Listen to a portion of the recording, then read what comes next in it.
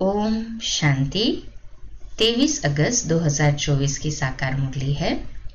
ज्ञान के सागर प्यारे प्यारे बाप दादा हम बच्चों से कहते, मीठे बच्चे, दुख हरता सुख करता बाप को याद करो तो तुम्हारे सब दुख दूर हो जाएंगे, अंतमति सुगति हो जाएगी।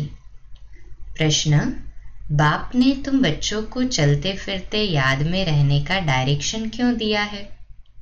उत्तर, 4 पॉइंट्स है इसमें। पहली, क्योंकि याद से ही जन्म जन्मांतर के पापों का बोझ उतरेगा। दूसरी बात, याद से ही आत्मा सतो प्रधान बनेगी। तीसरी, अभी से याद में रहने का अभ्यास होगा तो अंत समय में एक बाप की याद में रह सकेंगे। अंत के लिए ही गायन है, अंतकाल जो स्त्री समरे। और इसका अर्थ है कि अंतकाल जो स्त्री सिमरे तो वहां पे जन्म लेंगे, उसी के साथ कर्म भोग या कर्म हिसाब किताब जुड़ेगा। परंतु अगर अंतकाल बाबा की याद में बीतेगा तो उद्धार हो जाएगा। चौथा पॉइंट है, बाप को याद करने से 21 जन्मों का सुख सामने आ जाता है। बाप जैसी मीठी चीज दुनिया में कोई नहीं है, इसलिए बाप का डायरेक्शन है, बच्चे चलते फिरते मुझे ही याद करो। ओम शांति। किसकी याद में बैठे हो?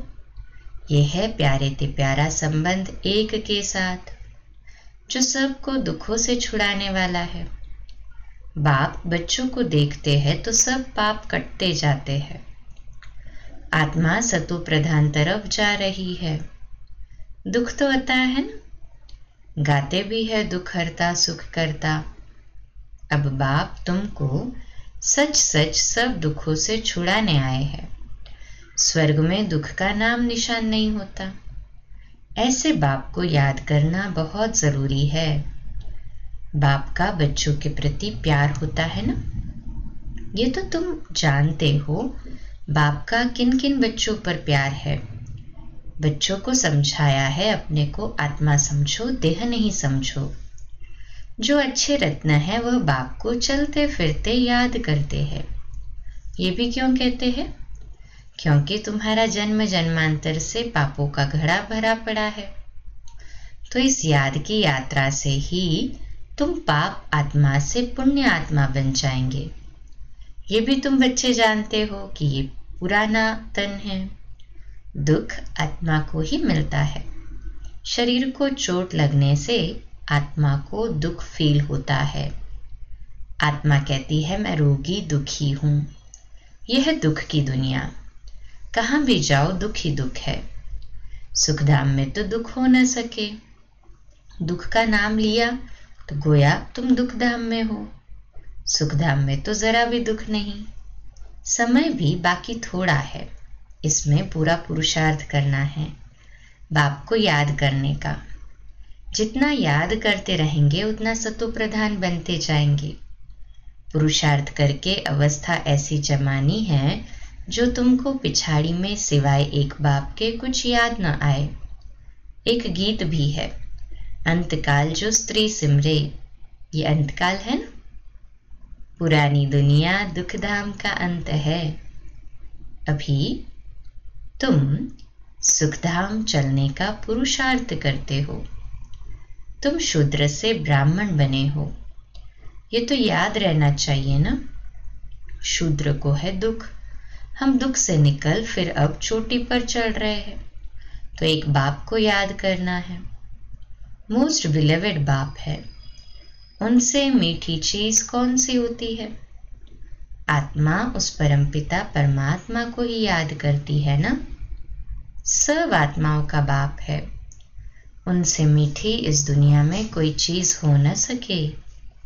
इतने सब ढेर बच्चे हैं, कितने में याद आते होंगे? सेकंड में। बाबा को सभी की याद सेकंड में आ जाती है, तो सर्वशक्तिमान है ना। अच्छा, बाबा कहते अच्छा, सारे सृष्टि का चक्र कैसे फिरता है वह भी तुम बच्चों की बुद्धि में अर्थ सहित है। जैसे कोई ड्रामा देख कर आते हैं, कोई पूछेंगे ड्रामा याद है? हाँ कहने से ही सारा बुद्धि में आ जाता है। शुरू से लेकर अंत तक बाकी वह वर्णन करके सुनाने में तो समय लगेगा। बाबा बेहद का बाबा है, उसको याद करने से ही 21 जन्मों का सुख सामने आ जाता है। बाप से ही वर्षा मिलता है, सेकंड में बच्चों को बाप का वर्षा सामने आ जाता है। बच्चा पैदा हुआ, बाप जान जाते हैं वारिस ने जन्म लिया, सारी मिल्कियत याद आ जाएगी। तुम भी अकेले अलग अलग बच्चे हो, अलग अलग वर्षा मिलता है ना, अलग अलग याद करते हो। हम बेहद बाप के वारिस है। सतयुग में तो एक ही बच्चा होता है, वह सारी मिल्कियत का वारिस ठहरा। बच्चों को बाप मिला और विश्व का मालिक बना। सेकंड में देर नहीं लगती। बाप कहते हैं तुम अपने को आत्मा समझो, फीमेल मत समझो। आत्मा तो बच्चा है ना। बाबा कहते हैं हमें सब बच्चे याद पड़ते हैं। आत्माएं सब भाई भाई है। जो भी सब धर्म वाले आते हैं वह कहते सब धर्म वाले भाई भाई है, परंतु समझते नहीं। अभी तुम समझते हो कि हम बाबा के मोस्ट बिलवेड बच्चे हैं। बाप से पूरा बेहद का वर्षा जरूर मिलेगा। कैसे लेंगे वह तो तुम बच्चों को सेकंड में याद आ जाता है। हम सतो प्रधान थे, फिर सतो प्रधान बने, अब फिर सतो प्रधान बनना है। तुम जानते हो बाबा से हमको स्वर्ग के सुखों का वर्षा लेना है। बाप कहते हैं अपने को आत्मा समझो। देह तो विनाशी है, आत्मा ही शरीर छोड़कर चली जाती है, फिर जाकर दूसरा नया शरीर गर्भ में लेती है। पुतला जब तैयार होता है तब आत्मा उसमें प्रवेश करती है, परंतु वह तो है रावण के वश, विकारों के वश जेल में जाते हैं। वहां तो रावण होता ही नहीं। हाँ, सतयुग में तो दुख की बात ही नहीं, इसलिए सतयुग में गर्भ महल होता है, जेल नहीं। जब बूढ़े होते हैं तब मालूम पड़ता है अभी हमें ये शरीर छोड़ दूसरे शरीर में जाकर प्रवेश करना है। वहां तो डर की कोई बात ही नहीं रहती। यहाँ तो कितना डरते हैं, वहां निडर होते हैं। बाप तुम बच्चों को अपार सुखों में ले जाते हैं। सतयुग में अपार सुख है, कलयुग में अपार दुख है, इसलिए इसे कहते ही है दुख धाम। बाप तो कोई तकलीफ नहीं देते हैं। भल गृहस्थ व्यवहार में रहो, बच्चों को संभालो, सिर्फ बाप को याद करो। गुरु गोसाई सब को छोड़ो। मैं तो सब गुरुओं से बड़ा हूं, वो सब मेरी रचना है। सिवाय मेरे और कोई को पतित पावन नहीं कहेंगे। क्या ब्रह्मा विष्णु शंकर को पतित पावन कहेंगे? नहीं, देवताओं को भी नहीं कह सकते सिवाय मेरे। अभी तुम बच्चे गंगा को पतित पावनी कहेंगे। ये पानी की नदियां तो सदैव बहती है। गंगा ब्रह्मपुत्रा आदि भी तो चली आती है, इनमें तो स्नान करते ही रहते हैं। बरसात पड़ती तो फ्लड आ जाती है, ये भी दुख हुआ ना, अथाह दुख है। बाढ़ में देखो कितने मनुष्य मर गए। सतयुग में दुख की बात नहीं, जानवरों को भी दुख नहीं होता, उनकी भी अकाले मृत्यु नहीं होती। ये ड्रामा ही ऐसा बना हुआ है। भक्ति में गाते हैं बाबा आप जब आएंगे तो हम आपके ही बनेंगे। आते तो है ना, दुखधाम के अंत और सुखधाम के आदि के बीच में ही आएंगे, परंतु ये किसको पता नहीं। सृष्टि की आयु कितनी होती है ये भी नहीं जानते। बाप कितना सहज बतलाते हैं। आगे तुम जानते थे क्या कि सृष्टि चक्र की आयु 5000 वर्ष है? वह तो लाखों वर्ष कह देते हैं। अभी बाप ने समझाया है 1250 वर्ष का हर युग होता है। स्वास्तिका में पूरे 4 भाग होते दिखाते हैं, जरा भी फर्क नहीं होता। विवेक भी कहता है एक्यूरेट हिसाब होना चाहिए। पूरी में भी चावल का हंडा चढ़ाते हैं तो पूरे 4 हिस्से आपे ही हो जाते हैं। ऐसी युक्ति बनाई हुई है। वहां चावल बहुत खाते हैं। जगन्नाथ कहो व श्रीनाथ कहो, बात एक ही है। दोनों ही काले दिखाते हैं। श्रीनाथ के मंदिर में घी के भंडारे होते हैं। सब घी की तली हुई अच्छी अच्छी चीजें मिलती है। बाहर में दुकान लग जाते हैं। कितना भोग लगता होगा। सब यात्री जाकर दुकानदारों से लेते हैं। जगन्नाथ में फिर चावल ही चावल होते हैं। वह जगन्नाथ, वह श्रीनाथ सुखधाम और दुखधाम को दिखाते हैं। श्रीनाथ दुखधाम का था, वह दुखधाम का। काले तो इस समय बन गए हैं, कामचिता पर चढ़कर। जगन्नाथ को सिर्फ चावल का भोग लगाते हैं। इनको गरीब, उनको साहूकार दिखाते हैं। ज्ञान का सागर एक बाप ही है। भक्ति को कहा जाता है अज्ञान। उनसे कुछ मिलता नहीं। वहां सिर्फ गुरु लोगों की आमदनी बहुत होती। होशियार होगा, उनसे कोई सीखेगा तो वह कहेंगे ये हमारा गुरु है, उसने हमको ये सिखाया है। वह सब जिस्मानी है, जन्म लेने वाले। अभी तुम्हारे साथ कौन है? विचित्र बाप। वह कहते हैं ये मेरा शरीर नहीं है, ये तुम्हारे इस दादा का शरीर है जिसने पूरे 84 जन्म लिए हैं। इनके बहुत जन्मों के अंत में मैं इसमें प्रवेश होता हूं। तुमको सुखधाम ले जाने, इसको गौमुख भी कह देते हैं। गौमुख पर कितना दूर दूर से आते हैं। यहां भी गौमुख है। पहाड़ से पानी तो जरूर आएगा। कुएं में भी रोज रोज पानी पहाड़ से आता है। वह कभी बंद नहीं होता, पानी आता ही रहता है। कहाँ से भी नाला निकला तो उनको गंगा जल कह देंगे। वहां जाकर स्नान करते हैं। गंगा जल समझते हैं, लेकिन पतित से पावन इस पानी से थोड़ी बनेंगे। बाप कहते हैं पतित पावन मैं हूं। हे आत्माएं, माम एकम याद करो। देह सहित देह के सभी संबंध छोड़ अपने को आत्मा समझकर मुझे याद करो, तो तुम्हारे जन्म जन्मांतर के पाप भस्म हो जाएंगे। बाप तुमको जन्म जन्मांतर के पापों से छुड़ाते हैं। इस समय तो दुनिया में सभी पाप करते रहते हैं। कर्म भोग है ना। अगले जन्म में पाप किया है। 63 जन्म का हिसाब किताब है। थोड़ी थोड़ी कला कम होती जाती है, जैसे चंद्रमा की कलाएं कम होती हैं ना। ये फिर है बेहद का दिन रात। अभी सारी दुनिया पर, उसमें भी खास भारत पर राहु की दशा बैठी हुई है। राहु का ग्रहण लगा हुआ है। अभी तुम बच्चे श्याम से सुंदर बन रहे हो, इसलिए श्री कृष्ण को भी श्याम सुंदर कहते हैं। सचमुच काला बना देते हैं। कामचिता पर चढ़े हैं तो निशानी दिखा दी है, परंतु मनुष्यों की कुछ बुद्धि चलती नहीं।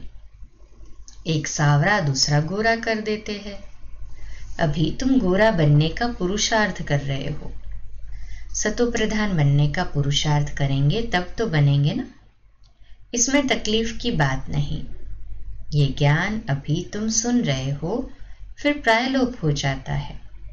भल गीता पढ़कर सुनाएंगे, परंतु ये ज्ञान तो सुना न सके। ये हुआ भक्ति मार्ग के लिए पुस्तक। भक्ति मार्ग के लिए ढेर सामग्री है, ढेर शास्त्र है। क्या कोई पढ़ते, क्या कोई क्या करते। राम के मंदिर में भी जाते हैं। राम को भी काला कर दिया है। विचार करना चाहिए कि काला क्यों बनाते हैं। काली कलकत्ते वाली भी है। माँ माँ कह हैरान होते हैं। सबसे काली वह है और बहुत भयानक दिखाते हैं। उनको फिर माता कहते हैं। तुम्हारे ये ज्ञान बाण, ज्ञान कटारी आदि है, तो उन्होंने फिर हथियार दे दिए हैं। वास्तव में काली पर पहले मनुष्यों की बलि चढ़ाते थे। अभी गवर्नमेंट ने बंद कर दिया है। आगे सिंध में देवी का मंदिर नहीं था। जब बम फटा तो एक ब्राह्मण बोला, काली ने हमें आवाज दिया है, हमारा मंदिर है नहीं, जल्दी बनाओ नहीं तो और भी बम फटेंगे। बस ढेर पैसे इकट्ठे हो गए, मंदिर बन गया। अभी देखो ढेर मंदिर है। कितनी जगह भटकते हैं। बाप तुमको इन सब बातों से छुड़ाने के लिए समझाते हैं, किसकी ग्लानि नहीं करते हैं। बाप ड्रामा समझाते हैं। ये सृष्टि चक्र कैसे बना हुआ है, जो कुछ तुमने देखा वह फिर होगा, जो चीज नहीं है वह बनती है। तुम समझ गए हो हमारा राज्य था वह हमने गवाया है। अब फिर बाप कहते हैं, बच्चे नर से नारायण बनना है तो पुरुषार्थ करो। भक्ति मार्ग में तुम बहुत कथाएं सुनते आए हो, अमर कथा सुनी, फिर कोई अमर बने? अमर कथा सुनने से कोई अमर तो नहीं बने ना। तो बाबा कहते हैं, पूछ रहे फिर कि किसी को ज्ञान का तीसरा नेत्र भी मिला? ये बाप बैठकर समझाते हैं, इन आंखों से कुछ भी इविल न देखो, सिविल आंखों से देखो, क्रिमिनल से नहीं। इस पुरानी दुनिया को न देखो, ये तो खलास हो जानी है। बाप कहते हैं, मीठे मीठे बच्चों, हम तुमको राज्य देकर जाते हैं 21 जन्म के लिए। वहां और कोई का राज्य होता नहीं, दुख का नाम नहीं। तुम बड़े सुखी और धनवान होते हो। यहाँ तो मनुष्य कितना भूख मरते रहते हैं, वहां तो सारे विश्व में तुम राज्य करते हो। कितनी थोड़ी जमीन चाहिए, छोटा बगीचा फिर वृद्धि होते होते कलयुग अंत तक कितना बड़ा हो जाता है, और 5 विकारों की प्रवेशता के कारण वह कांटों का जंगल बन जाता है। बाप कहते हैं, काम महाशत्रु है, इनसे तुम आदि मध्य अंत दुख पाते हो। ज्ञान और भक्ति को भी अब तुमने समझा है। विनाश सामने खड़ा है, इसलिए अब जल्दी जल्दी पुरुषार्थ करना है, नहीं तो पाप भस्म नहीं होंगे। बाप की याद से ही पाप कटेंगे। पतित पावन एक बाप ही है। कल्प पहले जिन्होंने पुरुषार्थ किया है वह करके ही दिखाएंगे।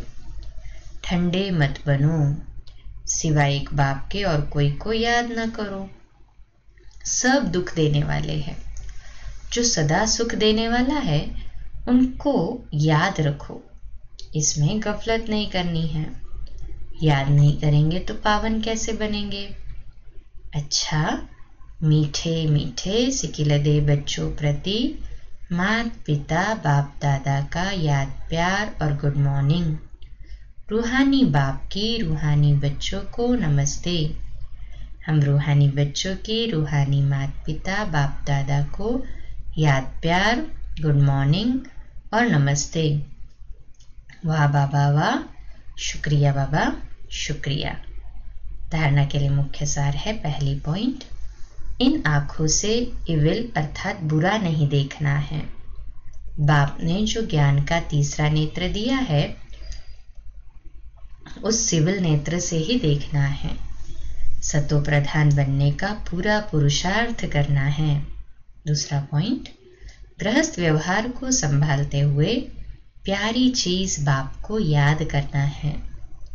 अवस्था ऐसी जमानी है जो अंत काल में एक बाप के सिवाय दूसरा कुछ भी याद न आए।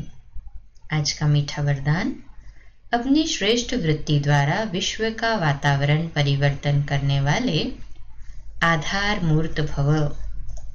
इसका विश्लेषण, आप बच्चे सिर्फ अपने जीवन के लिए आधार नहीं हो, लेकिन विश्व की सर्व आत्माओं के आधार मूर्त हो। आपकी श्रेष्ठ वृत्ति से विश्व का वातावरण परिवर्तन हो रहा है। आपकी पवित्र दृष्टि से विश्व की आत्माएं और प्रकृति दोनों पवित्र बन रही है। दृष्टि से सृष्टि बदल रही है। आपके श्रेष्ठ कर्मों से श्रेष्ठाचारी दुनिया बन रही है। अभी जब आप इतनी बड़ी जिम्मेवारी के ताजधारी बनते हो, तब भविष्य में ताज तख्त मिलता है। स्लोगन, सर्वशक्तिमान बाप को अपना साथी बना लो तो कोई भी विघ्न आपको रोक नहीं सकता। सर्वशक्तिमान बाप को अपना साथी बना लो तो कोई भी विघ्न आपको रोक नहीं सकता। आज का स्वमान, मैं सदा खुश नसीब आत्मा हूँ। मैं सदा खुश नसीब आत्मा हूँ। अव्यक्त इशारा, जिस समय कोई भी परिस्थिति आए तो बाप को साथी बना लो तो अनुभव करेंगे कि मैं अकेला नहीं हूँ, मेरे साथ विशेष शक्ति है। जहाँ बाप है वहाँ चाहे कितने भी तूफान हो वो तोहफा बन जाएंगे। निश्चय बुद्धि विजयंती, इस टाइटल की स्मृति से विजयी बनो। अच्छा, कम बोलो, धीरे बोलो, मीठा बोलो, सत्य बोलो, सोच समझकर बोलो।